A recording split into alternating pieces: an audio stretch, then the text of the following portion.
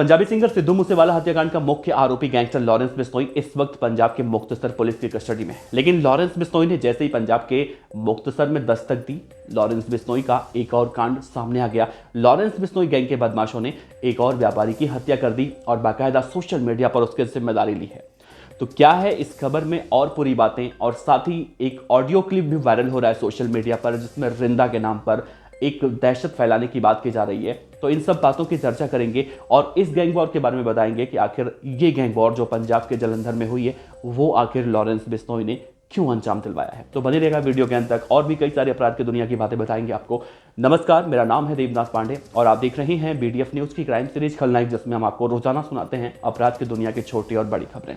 दोस्तों, दिल्ली हो, हरियाणा हो, पंजाब हो या फिर राजस्थान या फिर पश्चिमी यूपी का इलाका, यहाँ बदमाशों की संख्या इतनी ज़्यादा हो चुकी है, गैंगस्टरों की संख्या इतनी ज़्यादा हो चुकी है कि 2 से 3 दिन का वक्त नहीं गुजरता है कि यहाँ के बदमाश कुछ ना कुछ ऐसा कांड कर देते हैं कि वो सुर्खियों में आ जाते हैं।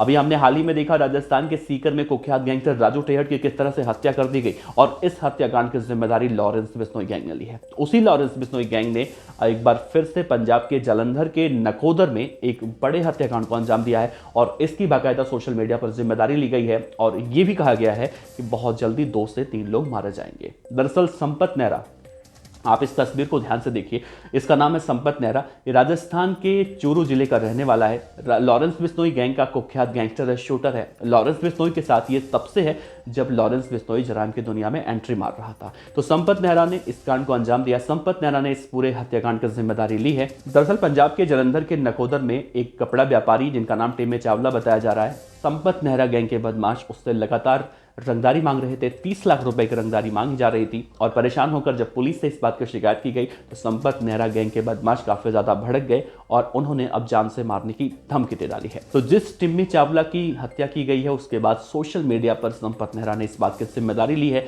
सोशल मीडिया पर जिम्मेदारी लेते हुए संपत नेहरा ने लिखा है कि टिम्मी चावला की हत्या उसी ने करवाई है, और आगे लिखा है उसने कि टिम्मी को पहले समझाया गया था लेकिन वो पुलिस सुरक्षा के चलते हवा में उड़ रहा था और अब उसकी हवा निकाल दी गई है।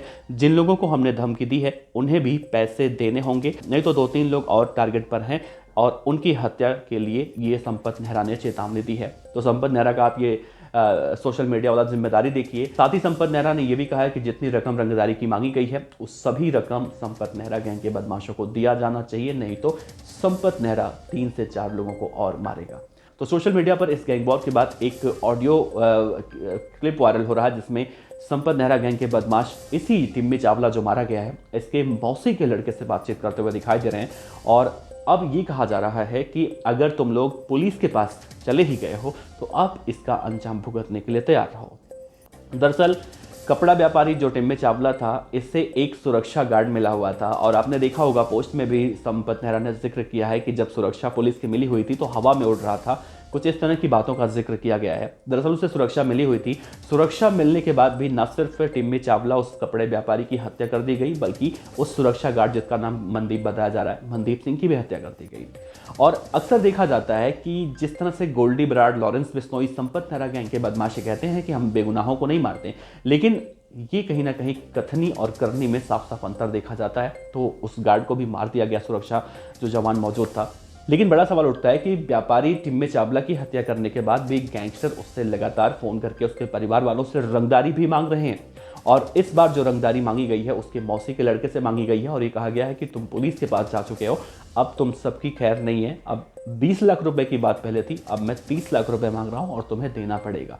और इससे पहले अगर कुछ तुम कहते तो हम समझौता कर लेते, लेकिन अब बात बहुत आगे निकल चुकी है, अब इसका खामियाजा तुम सभी को भुगतना पड़ेगा। तो जाहिर है इस ऑडियो क्लिप के वायरल होने के बाद पूरे पंजाब प्रशासन में खलबली मच गई है और अब हर कोई इस बात से हैरत में आ चुका है कि लॉरेंस बिश्नोई जैसे ही पंजाब में दस्तक देता है तो उसके गैंग के ही बदमाश बड़े बड़े जघन्य कांडों को अंजाम दे देते हैं। तो फिलहाल इस पूरे मामले में रिंदा का भी नाम आ रहा है, जिसकी अभी हाल ही में एक खबर आई थी कि रिंदा मर चुका है। तो रिंदा अब कैसे जिंदा हो गया, लॉरेंस बिश्नोई के पंजाब जाते ही संपत नेहरा ने कैसे इतना बड़ा कांड कर दिया, ये सब खैर एक अलग बात है, क्योंकि गैंग वॉर जिस तरह से लगातार देखने को मिल रहा है तो उसमें कोई आश्चर्य वाली बात नहीं है।